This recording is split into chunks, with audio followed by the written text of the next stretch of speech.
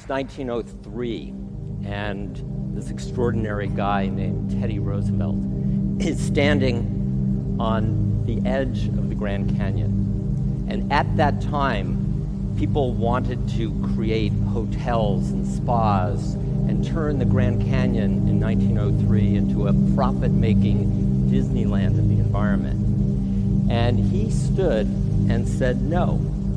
And he created a tipping point for the environmental movement and for the world. He said, leave it as it is. The ages have been at work on it, and man can only mar it. The world would have been a different place today without those words, those tipping point words from President Theodore Roosevelt. Fast forward, his fifth cousin, President Franklin Roosevelt, 30 years later, 1933, in the midst of a huge crisis, the Great Depression of America, said a few words to create a tipping point towards healing for the United States. First of all, let me assert my firm belief that the only thing we have to fear is fear itself. Nameless, unreasoning, unjustified terror, which paralyzes needed effort to convert retreat into advance. The world would have been a different place without those words at that time from that man. So, in my 30 years of studying public speaking and great speeches, I've found that there are 7 secrets that great speakers do that other people don't.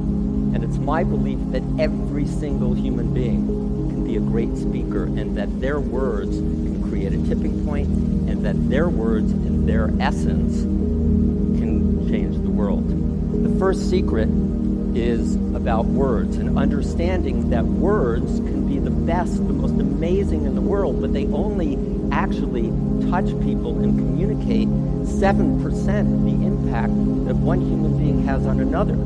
Voice tone, the variation in your voice, the enthusiasm, the love, the passion that comes through your voice, 38%. Your body language, are you looking into someone's eyes, or are you looking over their head and not connected? So words, voice tone, and body language, those are the 3 vehicles, the 3 pathways that great communication happens in. Secret number 4, what most people do is they throw so much data out, trying to prove that they're smart, trying to get all the content out. Words are the 7%. What is important is, what is that one thing that you want to leave people with? What is that headline? That's what makes a great speech, and that's what we're talking about today.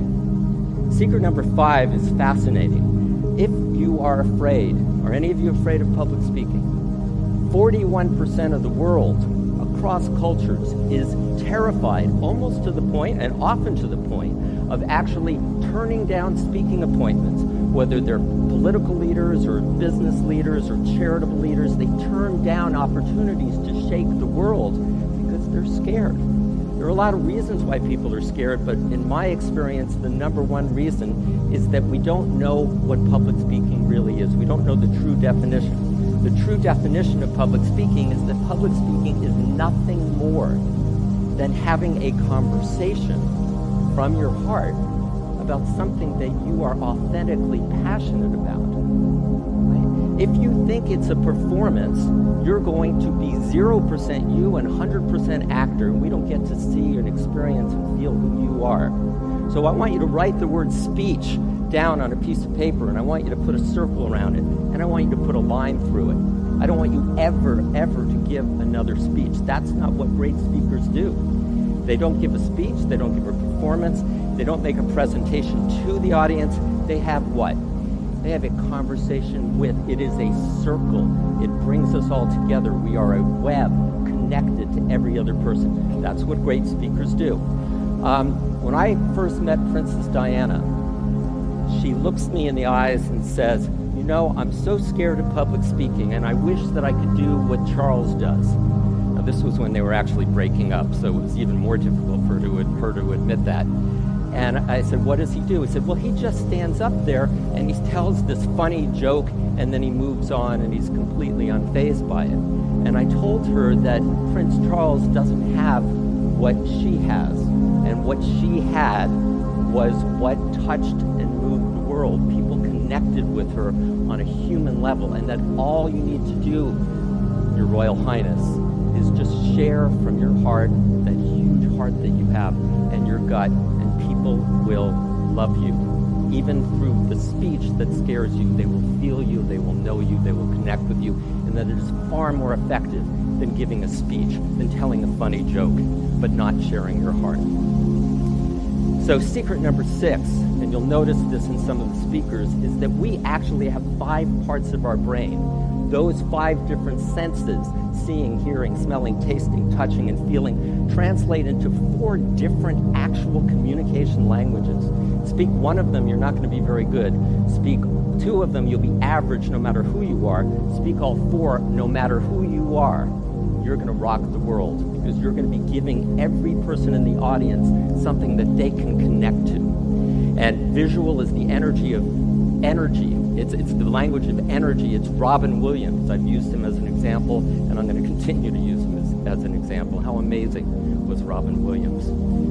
Auditory is the ability to translate details and what you see, what you think, what you feel into a story, into words. Ronald Reagan was a great example of that. Auditory digital, that's the Albert Einstein, the Bill Gates, the analytical, statistically driven kind of information. You don't have that, you don't have a foundation of credibility. People are going to go, wow, that person's very charming, but there's no there there. And kinesthetic is the James Earl Jones, the Morgan Freeman, the Barry White. Oh, baby. It's the poet Ali. It's that connecting thing that is inside of each and every one of us that is the most important thing in being a speaker and being a communicator. And then 7, you can just have this and nothing else, and you will still rock the world, as so many people do. And that is your authentic passion. What is it that is so effing cool that you just have to share it, or so effing compelling? And I use that middle word. You can use whatever version you want, because it's a visceral thing, it's not intellectual. So let's go back on our chronological tour of great speeches that have created tipping points in the world. Now, this person, Lou Gehrig, didn't create a tipping point in terms of the global geopolitics of the world, but he created a tipping point in terms of understanding the human spirit and his own. Here it was, as you all know, he was diagnosed with ALS. He tried to play, he couldn't play. He had to end his career, and Yankee Stadium held a day for him, Lou Gehrig Day. It was in 1939. He gets out there, and he, like so many of you, was petrified of public speaking. And he's there, and then just when it's time for him to go on, he starts backing away and said, I can't do this, I can't do this. His manager comes up to him, puts his arm around him, and says, Lou, they're all here for you, my friend. They're all here for you. And walks him up, and he goes, and this is what he says. Today, I consider myself the luckiest man on the face of the earth. Everyone who studies public speaking puts that speech in their list. It's just unbelievable, the sense of gratitude that this man had in the middle of his own personal crisis. But let's go to the next year. A huge tipping point about to happen for Great Britain and their battle against Nazi Germany. 3 days before this speech, King George goes to Winston Churchill and says, please, I want you to be the prime minister. We've got to do something. We've got to face this threat. And this is Winston Churchill. It's just the audio. They didn't have video in the House of Commons in 1940. I would say to the House, as I said to those who have joined the government, I have nothing to offer but blood, toil, tears, and sweat. The world would have been a different place without Winston Churchill and those words and that level of conviction, leadership, and resolve. Let's move forward now. I have 3 from John F. Kennedy, and you'll see why. This one you all know about. He was following an old general, Dwight D. Eisenhower. He's in his 40s, a whole new era for America and the world. You'll be familiar with the first part of this, but probably not the second. My fellow Americans, ask not what your country can do for you, ask what you can do for your country. And he continues. My fellow citizens of the world, ask not what America will do for you, but what together we can do for the freedom of man. The world became a different place because of that speech and that new president. And he proved it several times. A couple of years later, at Rice University, he's talking about his authentic passion to put a man on the moon. Listen to the level of detail here and notice that this is such a visionary leader that he even commits himself in the United States of America when we don't even at that point know how to do it.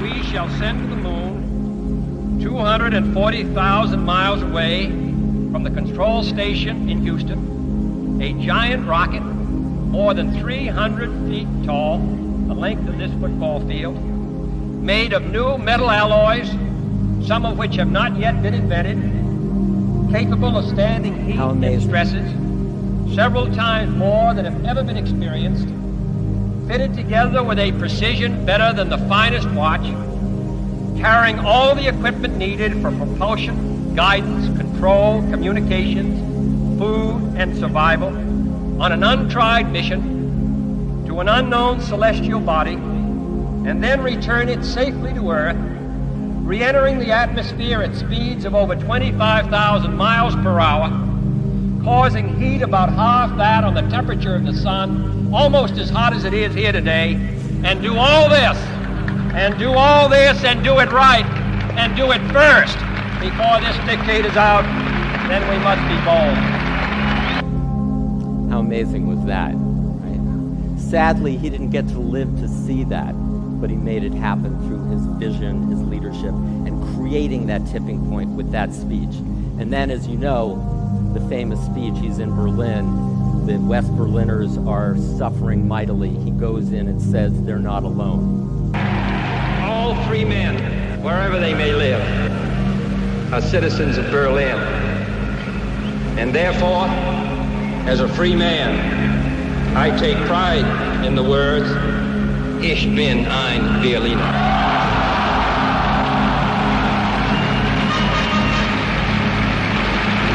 Okay, so next year after that, or that actually later that year, Dr. Martin Luther King, I think you've all been aware of this. No one would doubt that this speech, half of which he ad-libbed, this speech shook the world and created I have a dream that my 4 little children will one day live in a nation where they will not be judged by the color of their skin, but by the content of their character. I have a dream today. If only it were true, and we're making progress because of that speech. Barbara Jordan, someone you may not know, a Texas congresswoman, was the last person to speak at the Watergate Committee, talking about whether we were in fact going to impeach Richard Nixon. She was a freshman congresswoman. It was around midnight, and yet her words, with that incredible voice tone of hers, shook the world and catalyzed the movement against Richard Nixon. Today I am an inquisitor. And hyperbole would not be fictional and would not overstate the solemnness that I feel right now. My faith in the Constitution is whole, it is complete, it is total. And I am not going to sit here and be an idle spectator to the diminution, the subversion, the destruction of the Constitution. Barack Obama.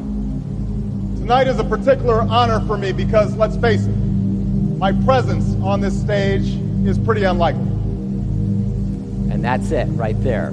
That speech was a tipping point that changed America. Whether you like him or not, that one speech in 2004 changed America. We don't have audio of this, but one of my favorite speeches ever is a speech that was given by Albert Einstein. He says the most beautiful and deepest experience a man can have is the sense of the mysterious.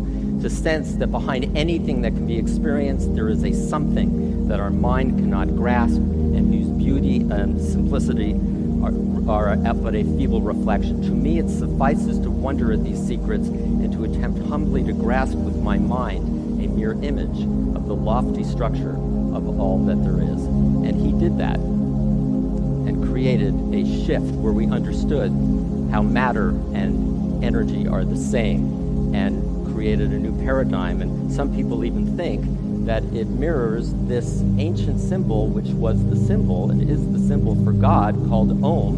And if you look at it, there's a backwards E, there's an equal sign, there's an M, which is on its side, there's a C, and there is a supernumerary that also looks like a square. E equals MC squared, thousands of years ago, reflected in Albert Einstein's discovery in 1906.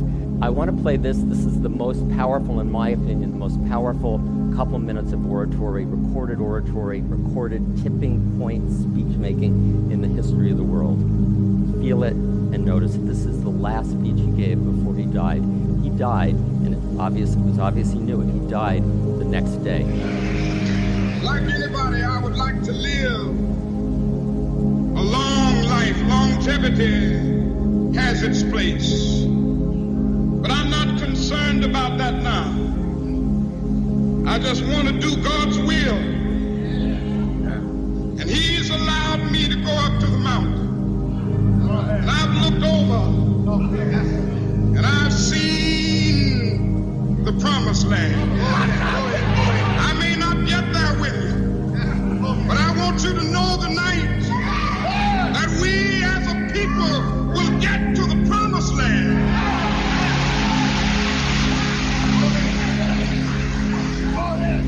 So I'm happy tonight. I'm not worried about anything. I'm not fearing any man. Mine eyes have seen the glory of the coming of the Lord. So, are you afraid of public speaking? If so, you're along with half of the people on the planet. The way over that is to see it as a conversation from your heart and to ask yourself this one question: what is my Dharma? What is it that I am passionate about that I want to share with the world?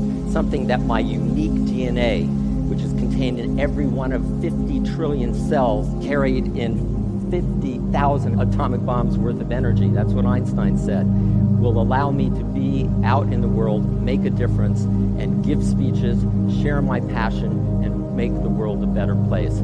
Every single person I've worked with has the ability in their own way to break through, to make the world a better place, to bring that passion out, and to create a tipping point that will change every single thing on the planet and indeed make the world a better place. And I encourage you to please step through the fear, share your passion, share who you are authentically, and make that difference. Thank you all so much.